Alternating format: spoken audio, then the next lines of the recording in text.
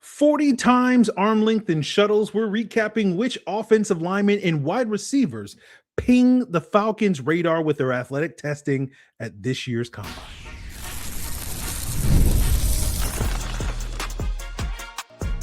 You are Locked On Falcons, your daily Atlanta Falcons podcast.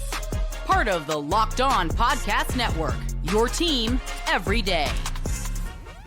Welcome back, everyone, to another episode of Locked On Falcons, which is part of the Locked On Podcast Network, now the #1 sports podcast network in all of the galaxy. And today's episode is brought to you by FanDuel. FanDuel is giving you a way to turn that energy into a bigger payout wins with college basketball parlay profit boost. Head to FanDuel.com to get started. So if you don't know me, I'm your humble host, Aaron Freeman, aka the Jolly Green Giant. Been covering the Atlanta Falcons for 2 decades, formerly at FalcFans.com, RIP. Still going strong here on Locked On Falcons, your daily Atlanta Falcons podcast. And on today's daily Atlanta Falcons podcast, we are recapping the standout testers from the last 2 days of the scouting combine, looking at, of course, at the wide receivers, the offensive linemen that tested on Saturday and Sunday. We'll be breaking down why length is going to matter for any future Falcon offensive tackles. Why, when we get into the interior of the offensive line, we'll talk about that agility when it comes to the shuttles and 3-cone. And then, of course, when we get to the wide receivers, we just want big, fast guys, right? In terms of being that Falcons early round pick. But speaking of big, fast guys, the big and sexy, let's start with the offensive tackle group. And over the weekend, there was a report that Travis Burke, the Memphis offensive tackle, will be paying the Falcons a top 30 visit later this spring. He was one of the larger humans, at least not necessarily on the planet, but certainly in Indianapolis over the weekend, measuring at nearly 6'9", 6'8 and 3/4, 325 pounds, 34.5-inch arms, and an 83+ inch wingspan. And, the fact that the Falcons are sort of being like, hey, Travis Burke, we need you to come down to Flowery Branch a little bit later this offseason before the draft because we want to visit with you, to me, it perfectly summarizes sort of the types of offensive tackles that we've sort of discussed briefly on this podcast over the last several weeks, that Bill Callahan, the Falcons' new offensive line coach, covets. He loves the big guys. He believes in, valuing the traits, and then I'll coach up the technique and whatnot as one of the top offensive line coaches in the NFL for the last 2+ decades. And he definitely likes them long. Pause, right? So when you look at the 5 offensive tackles taken in the top 100 by Callahan coach teams going back to 2010, right? The average of those 5 offensive tackles has been a 6'6", 332-pound offensive tackle with over 35-inch arms, an 84 and 5/8-inch wingspan. Now, DeJuan Jones, who the Browns took early in the 4th round. Actually, now I said here though, I said not a top 100 pick, but we'll have to recap that anyway. But DeJuan Jones, who the Browns took in the 4th round, I believe 3 years ago in 2023, he's pushing up those averages, right? DeJuan Jones being like 6'8", 374, 36-inch arms, 88-inch wingspan. But even if you take DeJuan Jones out of the mix, which is probably what I should have done beforehand, the average is still like 6'5", 321, nearly 35-inch arms, 83.5-inch wingspan. That arm length, 34 and 3/4 inch, is 73rd percentile among offensive tackles, according to mockdraftable.com. It will be 78th percentile for that wingspan. And that gets us to some of the offensive tackles in this year's combine that kind of check the box. Just looking at guys that had at least 34-inch arms and 83-inch wingspan at the offensive tackle position. We made a slight caveat for one player that we'll talk about in a second, but there were 7 guys that checked those boxes from a length standpoint. And looking back at the combine testing of the tackles, athleticism, Bill Callahan doesn't really care. There are a bunch of bad athletes that the Falcons or his various teams drafted, and it's just like, I just want big, long guys. And so Freeman out of Georgia, 6'7", 315, 34 and 3/4 inch arms, 84.5-inch wingspan. Freeman is expected to go in round 1. I know some Locked On hosts that were like had covering teams that pick late in round 1. And we're like, I'm hoping we're getting Monroe Freeling, and then after going into the combine and then coming out of the combine, it's like he's going to be long gone by the time we're on the board. So he's going to be long gone, probably in all likelihood, by the time the Falcons are picking at 48. Then you have Blake Miller, who's a little bit more of a plausible potential pick, the Clemson offensive tackle that had ideal length. He's currently projected to be more of an early second round pick, so he could go anywhere between the late first and the middle of the second round. Max Iheanachor is the best way I can try to pronounce it. We're still working on it. Arizona State, he's the one player that we did not quite hit 34 inches in the arm length, but he was 33 inches and 7/8. So we'll just round up, right? And he had the 83.25-inch wingspan at 6'6", 321. He was a Senior Bowl standout. He ran a really fast 40, showcasing some athleticism there. And then, he's expected to also be probably a second round pick, although I've seen some people project him as a late first round pick. But if the Falcons are going to go offensive tackle at 48, I think Miller and Iheanachor are the two sort of potential targets there, that the Falcons both are right tackles. You can sort of draft those guys and then have them, be your swing tackle for year one, and then be ready to sort of replace Caleb McGarry as early as 2027 in all likelihood. But then you get to some of the day three guys. And the next one on the list that hit those benchmarks is Demetrius Crownover, a Senior Bowl guy, 6'7", 319, 35+ inch arms, 85+ inch wingspan. And right now sort of is widely considered to be like a fourth round guy, but because of a solid Senior Bowl, because of a solid combine, wouldn't shock me if someone takes a flyer on him sometime in round 3 as well. And certainly more of that developmental type of guy that has some upside, and you would absolutely imagine Bill Callahan would love to get his hands on that guy. Then you have a couple of other day 3 guys, Markel Bell, another massive human being, who I believe there were reports coming out of Senior Bowl the Falcons were talking to. Markel Bell out of Miami, 6'9", 346, 36+ inch arms, 87+ inch wingspan. Emil Wagner from Notre Dame, a little skinnier guy, but 6'6", 306, has a frame to fill out, 34.5 inch arms, 83+ inch wingspan. And then Travis Burke, who we mentioned earlier from Memphis, another guy. So again, it's not to sit here and say that these 7 are the only tackles that the Falcons are taking, but when you just look at, Callahan's history of valuing guys that have that plus length, these are the guys that check those boxes more than anybody else in this year's draft class, at least that are theoretically, potentially Falcon options for this team sometime on day 2 or day 3 of the draft.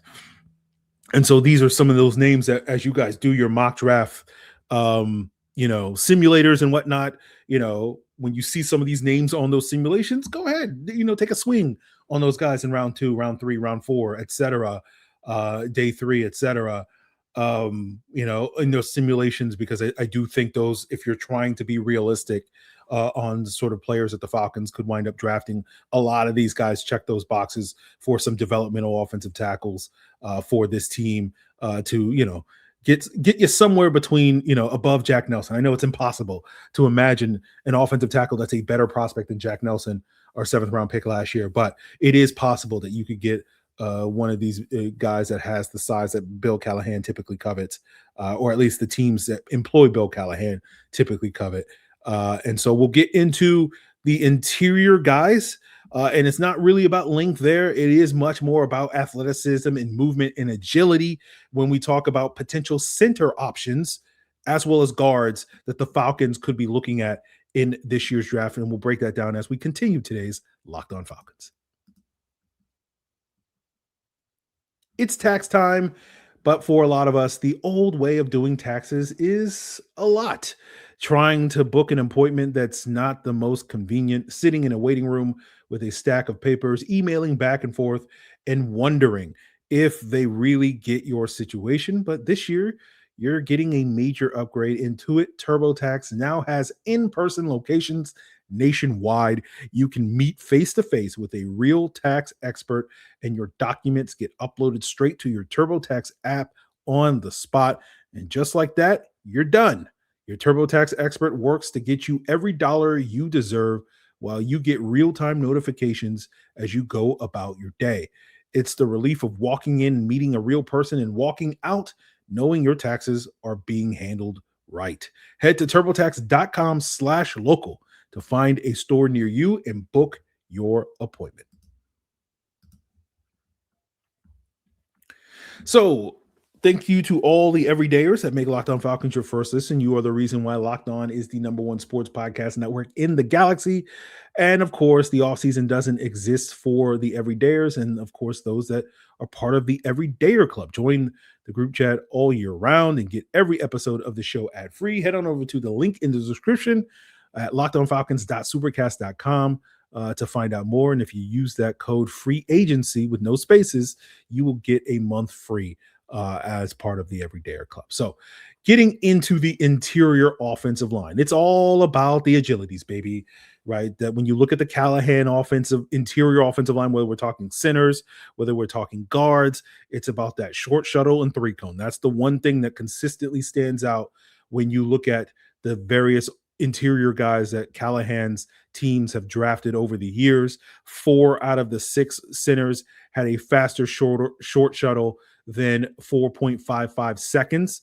And that 4.55 seconds is usually what you'll see. Like you'll see a graphic floating out every year on Twitter or elsewhere where people basically list all the offensive linemen that ran a short shuttle like faster than 4.55 seconds. And it's just like, Jason Kelsey and, Pro Bowlers and all this sort of stuff, Hall of Fame type of guys. And so it's usually a good indicator of guys that have these sort of plus athleticism and movement skills that you're looking for on the interior, particularly in a wide zone scheme. But we look at the average shuttle time of, the guards that the Callahan teams have taken. It's about 4.81, but we're going to throw Ari Quandro's horrendous 5.38 short shuttle out of the data set. It's one of the worst short shuttles that has ever been run in the last 20 years, and it just kind of drags down that number. And when you take that out, it drops the average amongst the guards to 4.67, which would be a 68th percentile short shuttle. And then the three cone, if you remove Quandro from the mix, is about 7.52 seconds for the guards, which would be 85th percentile. So when you look at the average interior offensive line shuttle, it's about 4.73 seconds. 8 out of the 11 guys that Callahan's teams have drafted going back the last 15 years have hit that number. The average three cone for an interior offensive lineman, counting both centers and guards together, is 7.81, and 9 out of 11 draftees hit that, and one of those guys hit it at like 7.83, so only barely missed that benchmark. And so if we just use the average short shuttle of 4.73 and the average three cone of 7.81, looking at those interior guys at the combine that hit at least one of those things, we have 4 centers that check that box. That's Logan Jones out of Iowa, Sam Hecht out of Kansas State, Brian Parker out of Duke, and Parker Brailsford out of Alabama. And then for the guard positions, we have Chase Besantis of Texas A&M, Keelan Rutledge of Georgia Tech, Jennings Dunker out of Iowa, Fernando Carmona of Arkansas. We'll try this one for Bekchi Nowayu out of Oklahoma, Joshua Braun out of Kentucky, and Logan Taylor out of Boston College. Now, talking about the centers first and foremost, this center class is an interesting one because it's kind of all over the place when it comes to, the consensus center one is Connor Lew, the Auburn center. But then, but you do have some people that I've seen Heck number one, I've seen Jones number one, I've seen others number one on various draft boards, and it's sort of like kind of a pick your flavor. Jake Slaughter, the Florida center, is also number one, the top center according to some folks. And so, it'll be interesting if the Falcons go after one of these centers, early in the draft where there's not expected to be a center taken in round 1. There may not be a center taken in round 2. And so the Falcons, in theory, could, wait till round 3, round 4, that range, and still get probably one of the 2 or 3 best centers based off of what the current projections are. And that could include guys like Parker and Hecht and Jones and Brailsford.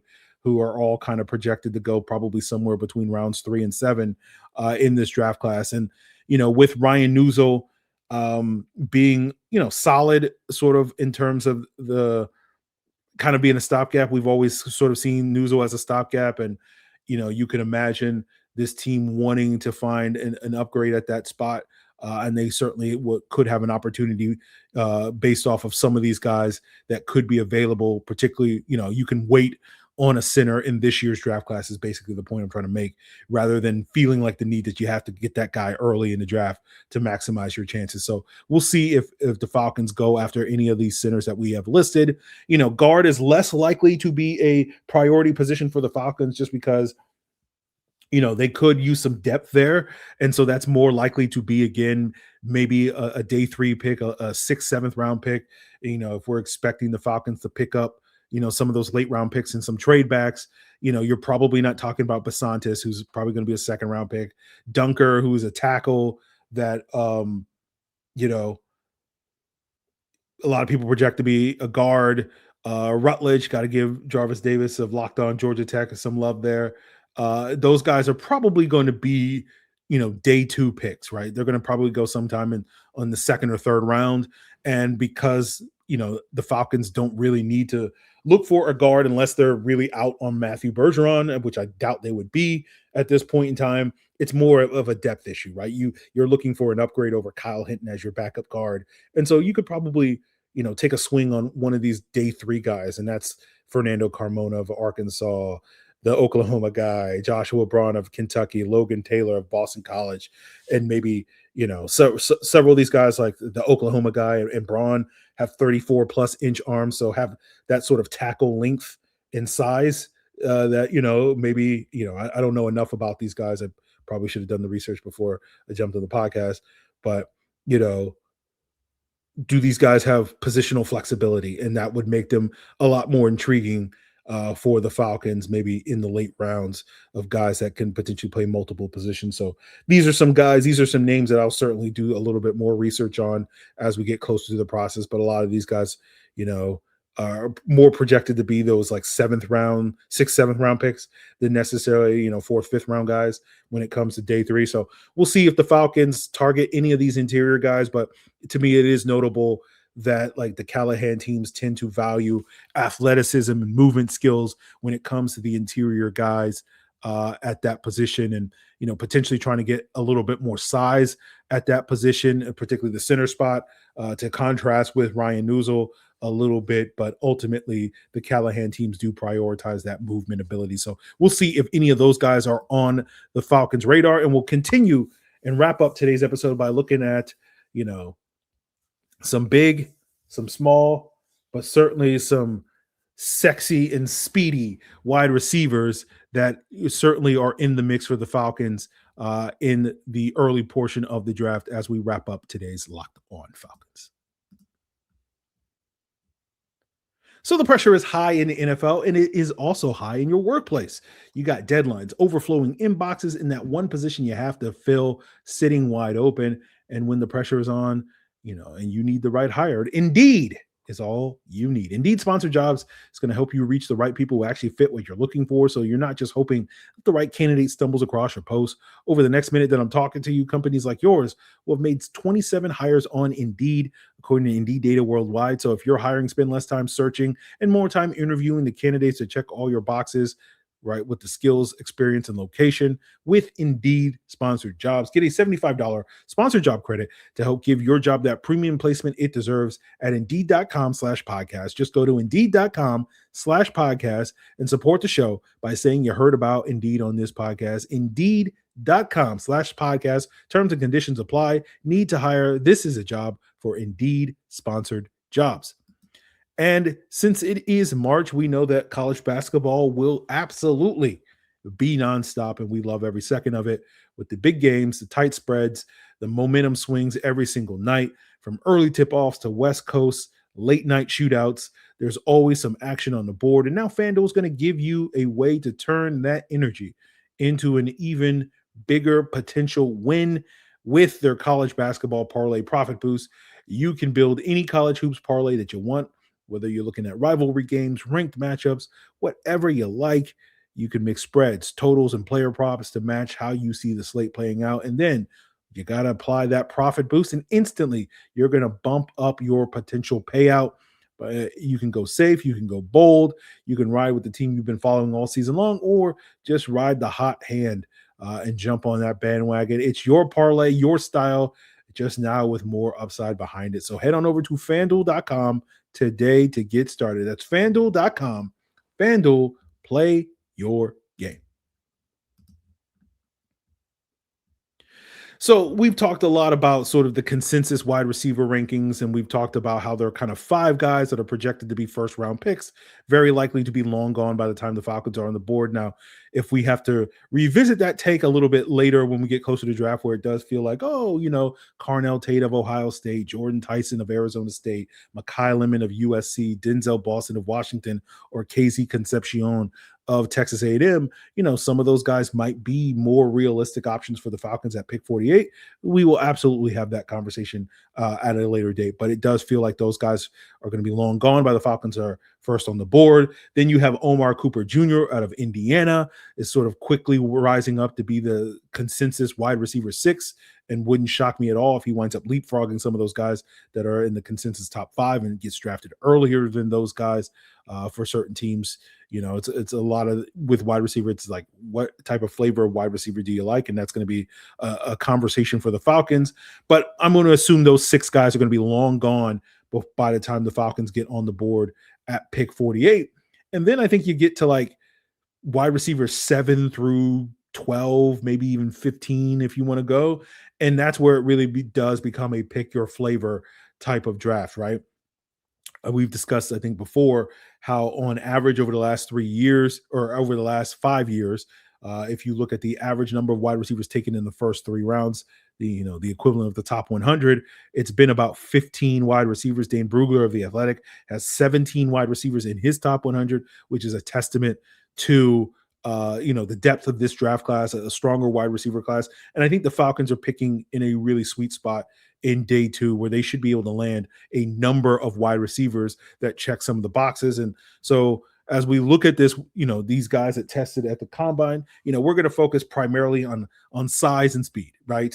As I joked with Jarvis the other day on the podcast, like generally speaking in the NFL and with football, the big fast guys tend to be the best guys, right? And so, the bigger, the faster. I've always gravitated towards big, fast wide receivers. And, if you're just looking for a big guy that may not be the fastest, is Malachi Fields out of Notre Dame, measuring in at 6'5", 218.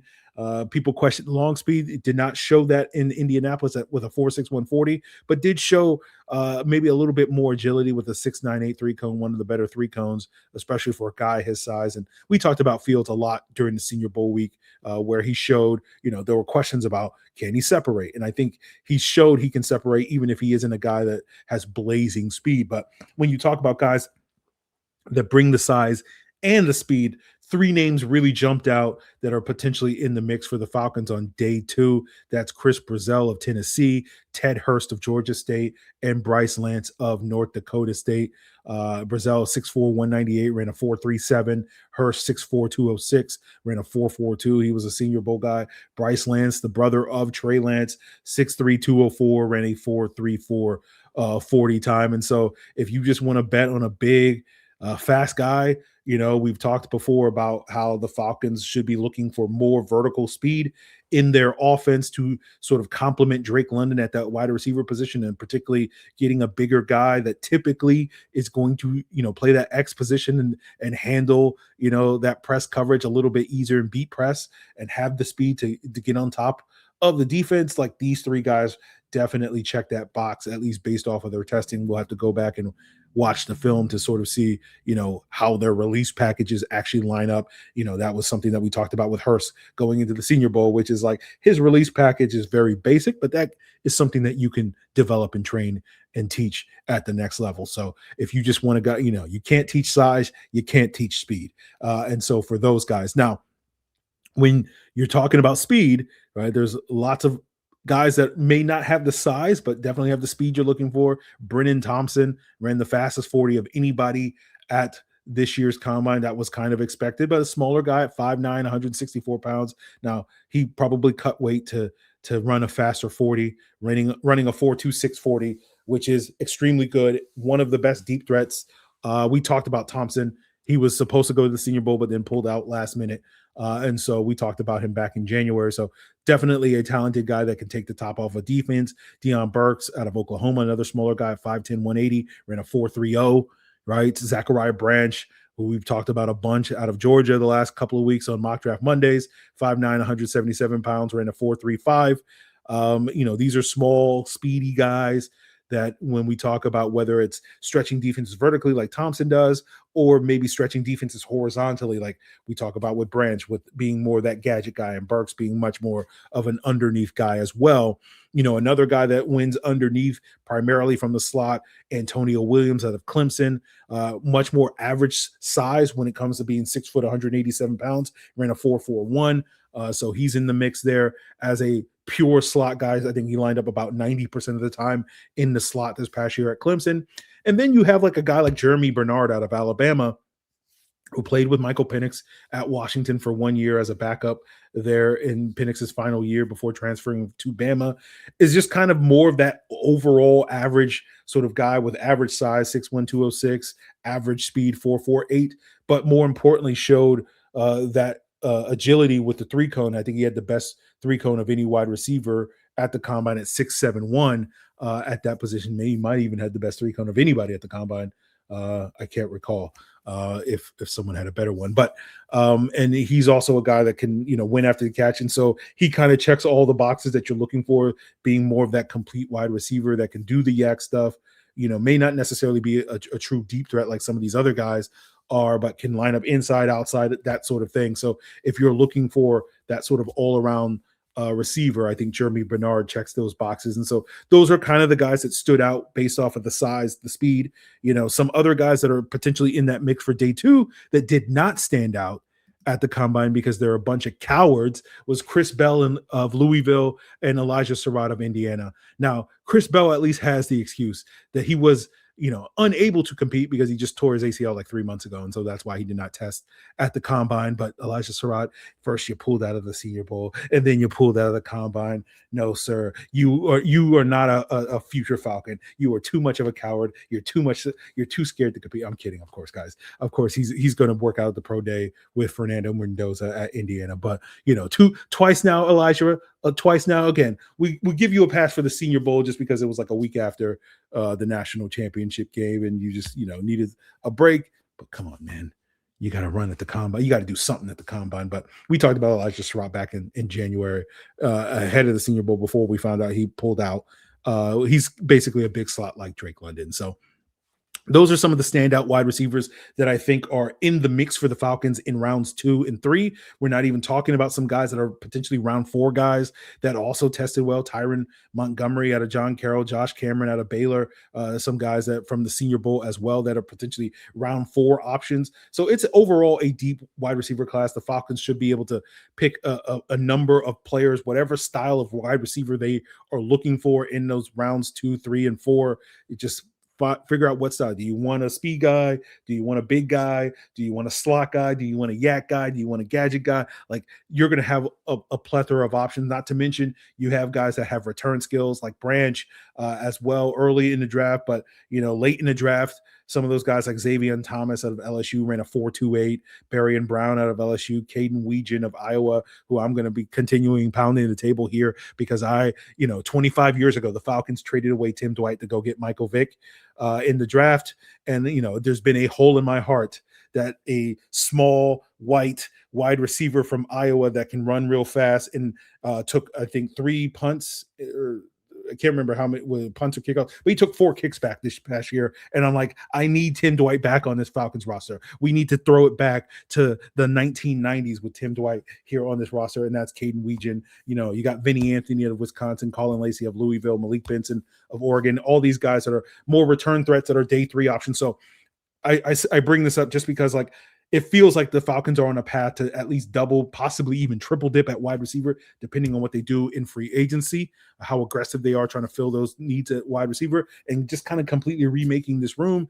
And obviously with 5 picks, you're not expecting 2 or 3 of those to be on wide receivers. But as we've discussed a number of times, with the expectation that they're going to trade back, they're going to accumulate picks, get 8, 9, 10 or more picks in this draft. Now, all of a sudden, using 3 of those picks on a wide receiver, makes a little bit more sense for the Falcons. So we could see the Falcons, get their big, fast guy in Ted Hurst, get their gadget guy in Zachariah Branch, and then get their dedicated return specialist late in the round or whatever, get their speed guy in that mix. And so you can have any combination of wide receivers. So certainly would love to see how you guys play around with it in the various mock draft simulators. But these are some of the guys that to me stand out, that created some buzz coming out of the Senior Bowl, that, check some of the boxes that we are potentially looking for from an athleticism standpoint, from a height, weight, speed, all that sort of stuff, length standpoint at the offensive line, and at the wide receiver position during this draft cycle. And we will continue to be talking more about that. But most of the remaining next 3 weeks of the podcast is going to be devoted to free agency, with that right around the corner. And we'll start getting into some of that in the future episodes later this week. But our next episode will be probably about the Falcons uniforms. I know I'm not famously a uniform guy, but the Falcons did at least drop today when the uniforms will be announced. And so, we can talk briefly about my thoughts on the uniforms, and then, probably won't talk about it again until they actually unveil them on April 2nd. So that's going to be in store for your next episode here on Locked On Falcons. Continue to make us your first listen by checking us out on YouTube or wherever you listen to podcasts. Check out Locked On NFL, Locked On NFL Draft to stay up to date with the latest coming out of the combine, as well as gearing you up for free agency and what's going on with the other 31 teams around the NFL. And of course, if you never miss an episode, the Everydayer Club is for you. Get Locked On Falcons ad-free, plus members-only Discord access and more. Head to the link in the description below to join the club. And of course, use that code FREEAGENCY if you want to get your first month free, whether you sign up for the monthly or the yearly Everydayer Club subscription. So go check it out. It's all part of the Locked On Podcast Network, your team every day.